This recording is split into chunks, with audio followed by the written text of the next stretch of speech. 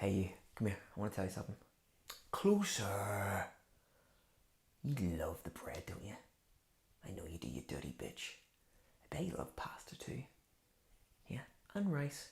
Yeah, I'm sure you love rice. And I'm sure you love sugars as well. Well, don't worry. I'm here to satisfy your needs. What's up, everybody? It's Karl from the Orkston filming on a Saturday night because I have no life. I'm getting a lot of questions recently about carbohydrates, and this is a perfect time to fucking tackle this thing in the fucking head, because carbohydrates is such an annoying topic, because out there in the sphere of fitness, the amount of pseudoscience and bullshit bro science out there is crazy. You go to one place, tells you something else. You go to the other place, what the fuck do you listen to? So we're going to tackle it in two areas.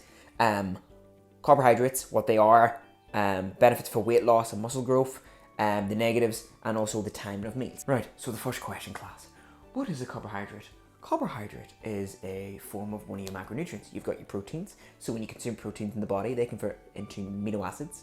You eat your fats, they convert into fatty acids, and then you eat your carbs, and they convert into carby acids. No, that's not true. Carbs obviously convert into glucose. Now, glucose is a form of sugar. It's essentially the building blocks of life. Carbon and stuff, and glucose.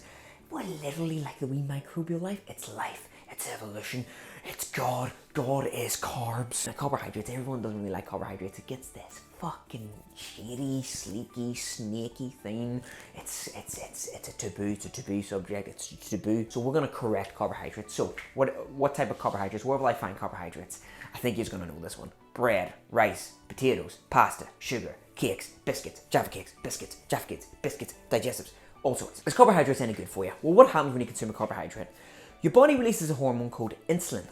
What does insulin do? So when you consume a food, your body releases a hormone called insulin. Now, this is something the body does to tell your fat and muscle cells to open up to absorb the nutrients. So once it goes into your blood, the insulin, it's pushing the nutrients to those areas.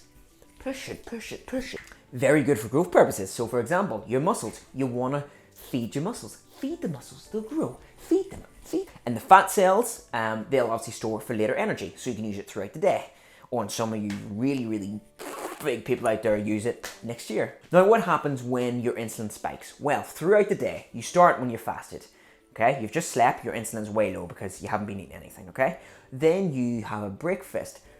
Quick tip, breakfast, break fast, that's what it means, breaking your fast, get it? So you consume something, your insulin goes up, okay? And then it starts to go down again once it's done its job to push the nutrients into the muscles and the fats. So it does this slight thing all day long until again you sleep and it goes down to an all-time low. Now, what happens during the moment when you don't have high insulin levels? Well, your body is burning through and working through all the fats and metabolizing, yes. And then when your insulin spikes, it kind of stops that process and focuses on pushing the nutrients and absorbing the nutrients. Both things are vital for weight loss. Now, the taboo comes from this.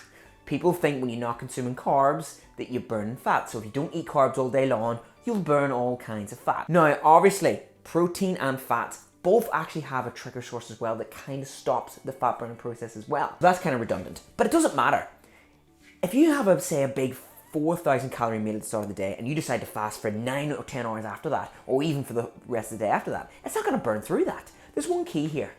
What's it gonna be? I wonder what's it gonna be. I think it's gonna be, don't fucking overeat. So that means the most important thing is calories? Calories are the most important thing. Doesn't matter if you eat carbohydrates, it's your overeating. If you overeat, you're gonna get put. If you undereat or maintain, you're gonna go nice and lean. So the best tip for the timing is eat every 2 to 3 hours. Let your insulin go down a wee bit, spike it up again. Replenish, nutrient, fulfill yourself, let it go down again. So that's the benefit of carbohydrates and insulin, absorbing all the nutrients. It's also going to fill you more. That's what carbs do. When you eat a carb, you're going to feel less hungry, and it's also going to help your sanity. Cutting a full food category off your routine is not a long time sustainable idea. You're not gonna. There's no way you're gonna keep that going for the best part of your life. Plus, you know, when you're elderly and you're old and you're a pensioner, pensioners love biscuits. See, you'd be crazy. Okay, so the benefits for muscle growth and training, it's great. Oh my god, it's great. Carbs are so good.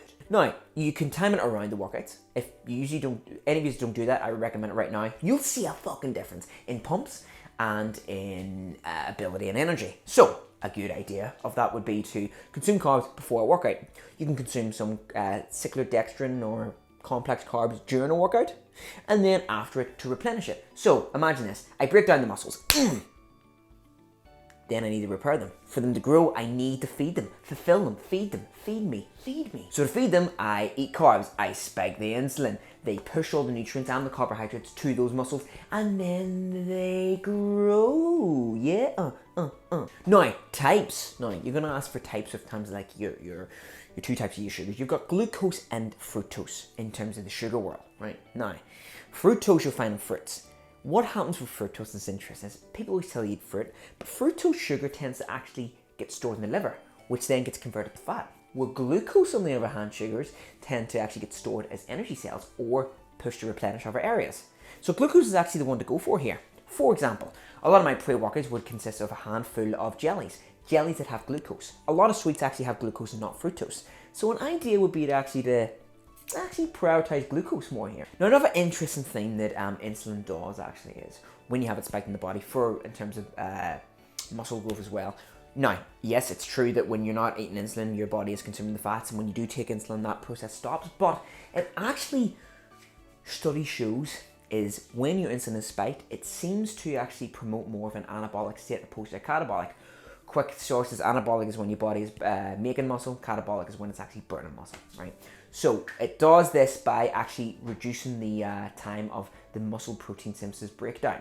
So when your insulin spiked, your body isn't breaking down the muscle the muscle proteins in the body, which means that you're staying more in a muscle building state, or you're reducing the time your muscles break down. It's why bodybuilders eat every 2 to 3 hours. Another big reason for that is because, you know, during them 2 to 3 hours, your actually body is slightly metabolizing free muscles as well. When you spike the insulin, it's keeping them nice and safe. It's putting a blanket over your muscles and saying it's okay. Shh, it's okay.